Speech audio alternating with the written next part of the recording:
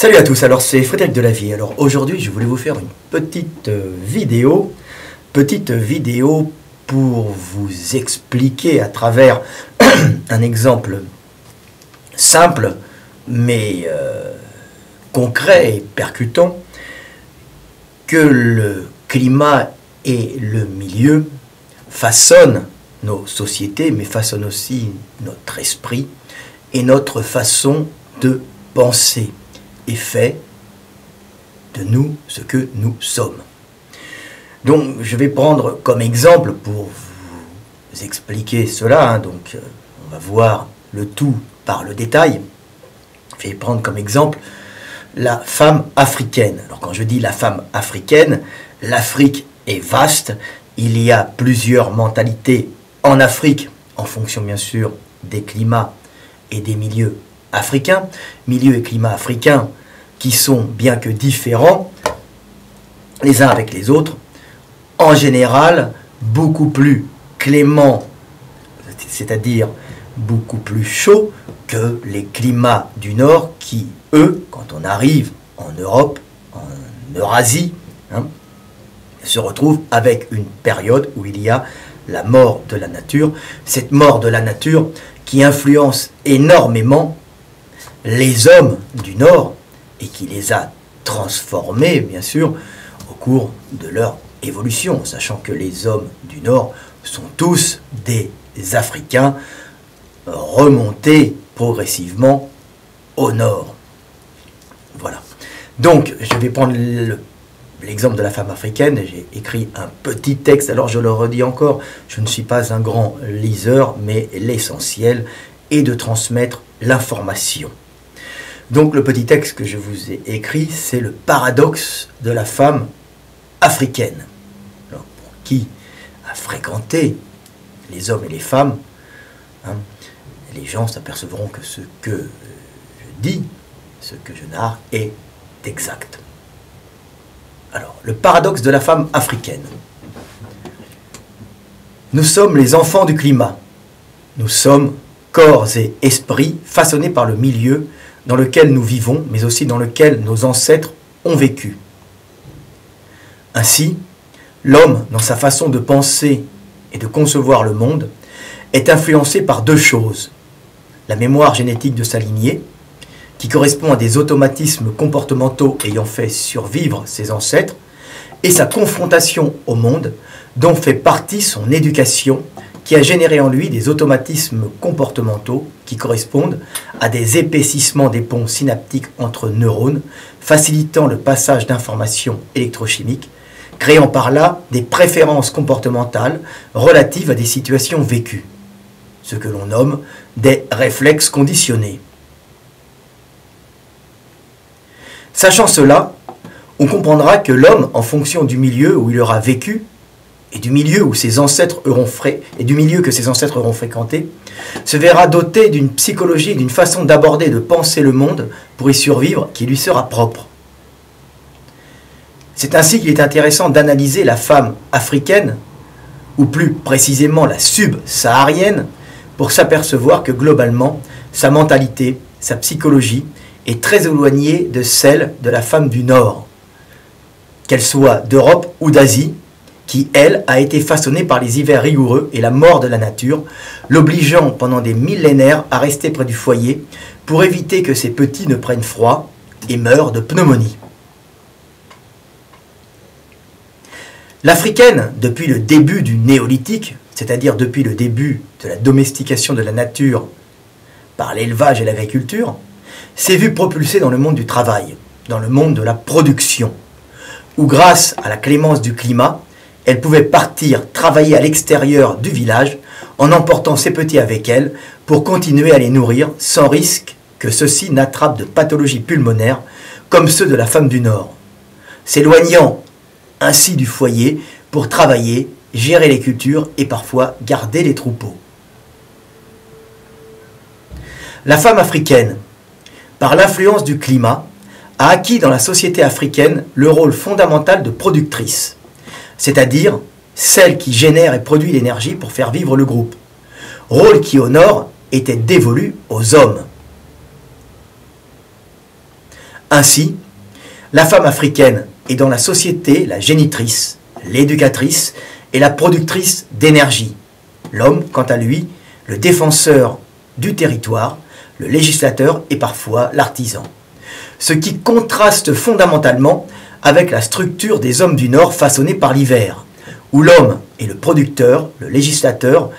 et le défenseur du territoire, alors que la femme du Nord, contrainte par la rudesse du climat à rester près du foyer et confinée dans son rôle de génitrice, est confinée dans son rôle de génitrice et d'éducatrice des jeunes enfants. Cette particularité de la femme subsaharienne, d'être devenue par la clémence du climat et l'évolution des techniques la productrice de la société africaine, se retrouve dans l'Afrique moderne, où si les hommes conservent majoritairement les fonctions d'État et de décision politique, la femme africaine est quant à elle très souvent dans l'entrepreneuriat et occupe fréquemment des fonctions de chef de petites entreprises, fonction qui en Europe ou en Asie est plutôt masculine. Nous sommes les enfants du climat, façonnés par notre milieu, et même si les temps changent, nous portons en nous des désirs, des façons de penser et des facilités à nous réaliser dans certains domaines qui correspondent à ce que désiraient, pensaient et réalisaient nos ancêtres. Voilà, petit texte que vous retrouverez dans L'éveil des consciences ou Comment devenir un homme libre. Petit texte qui vous explique à travers un exemple bien particulier, l'exemple de la femme africaine, que nous sommes façonnés physiquement, mais aussi psychologiquement et génétiquement, c'est-à-dire notre psychologie a aussi des bases génétiques. Nous sommes donc façonnés par le climat et le milieu dans lequel nous avons vécu, mais bien sûr aussi l'homme étant un animal particulièrement adaptable, peut changer et se modifier grâce à l'adaptabilité de son cerveau et les réflexes conditionnés qu'il prendra par son éducation et sa confrontation au monde en vivant dans un milieu qui était peut-être différent de celui de ses ancêtres. Donc l'homme a des conditionnements génétiques qui génèrent certaines particularités en fonction des peuples, c'est-à-dire de groupes d'hommes ayant vécu dans certains endroits, mais bien sûr, cette particularité génétique et ces tendances comportementales imprimées en nous peuvent être modifiées, modulées par notre éducation, notre confrontation au monde qui va générer des connexions synaptiques, donc des réflexes conditionnés et des adaptations à des situations autres que le milieu de ses ancêtres. Très intéressante vidéo, je m'envoie des fleurs, mais c'est pour que vous compreniez un peu le fonctionnement du monde. Alors un petit exemple sur la femme africaine pour comprendre un peu ce fonctionnement. Il m'arrive, moi comme je suis écrivain, dessinateur, artiste, maintenant je suis devenu philosophe. Alors, grand philosophe, je m'autoproclame grand philosophe, au diable la modestie, car mon enseignement doit briller et résonner dans le monde pour apporter la lumière, la paix et la stabilité. Donc, je vais vous apporter un petit exemple, de par ma vie, de ce que je vous ai expliqué ici, sur le comportement des femmes africaines. Il m'arrive, comme je suis plutôt de la nuit, puisque tous les gens qui travaillent seuls comme moi pour être connectés au monde sont obligés de travailler en décalé, car si j'avais les mêmes horaires de travail à la maison, c'est-à-dire lever le matin jusqu'au soir, je travaillerais seul sans voir de personne, sans voir le monde, sans me promener dans les rues ou me déplacer pour observer et comprendre le monde, et je ne pourrais pas l'analyser. Donc tous les gens, les penseurs, les philosophes sont obligés en général d'être un peu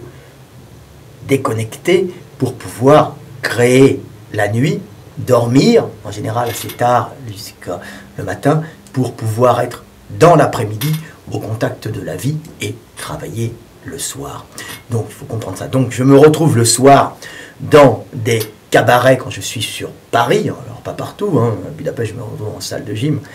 où je vais manger un steak et il y a des prostituées camerounaises qui sortent avec de riches bourgeois français qui ont délaissé leurs femmes, qui en ont marre, et qui les entretiennent un peu. Ces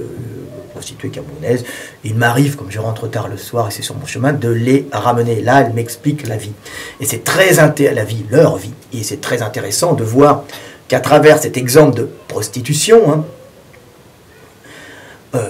que on voit à ce moment-là chez les Africaines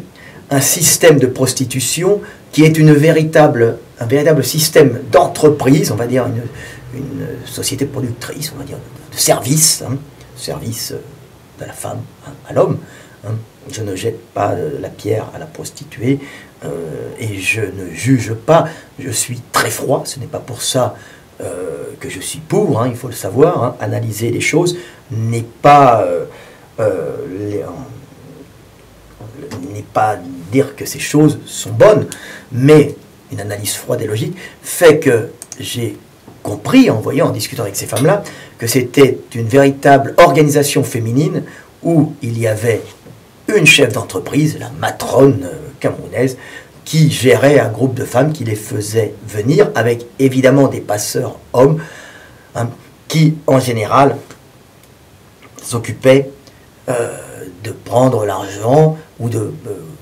prendre l'argent en récupérant l'argent qu'ils ont fourni pour les passer. Il y avait toute une organisation, mais il y avait une grosse organisation féminine. On se retrouvait dans une société de prostituées organisée comme une entreprise, avec des femmes qui dirigeaient et dispatchaient d'autres femmes sur le territoire parisien, en tout cas. À la différence, bien sûr, des prostituées que l'on peut rencontrer dans certaines régions où il y a des macros, des proxénètes qui prennent de pauvres filles, alors ça c'est pas en Afrique, c'est plutôt en Europe, et qui les font travailler pour eux. Alors on voit particulièrement cette prostitution albanaise qui n'est pas du tout la même que la prostitution africaine qui est une prostitution, qui est une entreprise féminine de femmes entre elles, alors que la prostitution albanaise est véritablement une traite des blanches avec des jeunes femmes qui sont achetées en Roumanie, en Bulgarie, souvent dans les communautés tziganes, et qui sont, et même parfois il y a d'autres femmes, on peut trouver des Russes, des Roumaines, qui on prend les passeports, et on menace de représailles sur la famille, et qui sont obligés de travailler pour justement des hommes qui dominent et oppressent des prostituées qui sont obligées de travailler. Alors, il faut savoir que la prostituée africaine, c'est rarement ce système-là, on se retrouve plutôt dans un système de femmes chefs d'entreprise, même si cela peut être jugé comme immoral, il n'en demeure que le système lui-même est un système en partie dirigé par les femmes à l'africaine, la femme africaine étant par essence dans l'entrepreneuriat, puisqu'elle était par sa confrontation au climat, elle était la productrice, donc celle qui produisait, celle qui avait l'entreprise de produire de l'énergie pour le groupe. Donc c'est très intéressant de voir une différence de mentalité que l'on peut voir entre la femme du Nord et la femme du Sud. Quelque chose qui est intéressant à savoir aussi, qui est passionnant, ce sont les études de la Canadienne Doreen Kimura, qui est maintenant décédée, qui avait analysé les QI, les perceptions dans l'espace des femmes en fonction de leurs origines. Et on peut mettre en corrélation souvent les QI et les tests sur la perception spatiale des afro-descendantes américaines et des européennes, des descendants européennes venus en Afrique. Et on s'aperçoit que l'africaine, d'après les tests de Doreen Kimura, avait une meilleure perception spatiale, meilleure perception de l'espace. Alors on dit que les femmes ne savent pas lire les cartes routières. Je veux dire, les femmes ne savent pas lire les cartes routières, mais les Africaines ont tendance à les lire sûrement mieux, puisque c'est de la perception spatiale.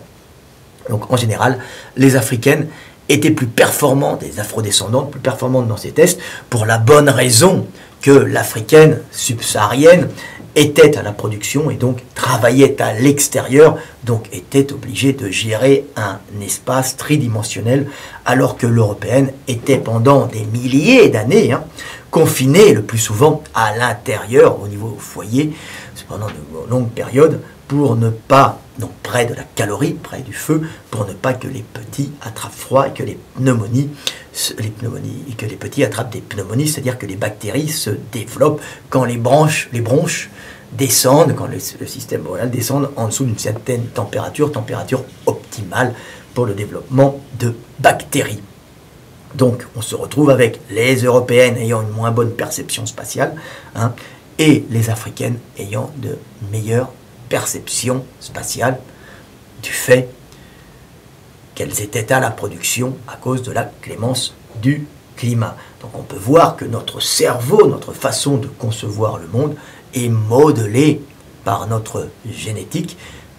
et par la confrontation au monde de nos ancêtres. Et c'est très intéressant de voir la différence entre femmes africaines, femmes européennes. Il n'y a pas à parler d'intelligence supérieure ou d'intelligence inférieure, il y a simplement adaptation au milieu des unes et des autres pour pouvoir au mieux transmettre la vie. Et si la femme européenne était partie, comme la femme africaine, travailler à l'extérieur avec son petit sur le dos, ou dans les bras et le posant près d'un arbre avec une autre maman qui était là et les nourrissant entre de travaux au champ ou pendant la garde des moutons, ou des moutons, des chèvres ou des petites bêtes qu'on gardait, et les petits Européens auraient attrapé des pneumonies et seraient morts, tout simplement. Donc la nature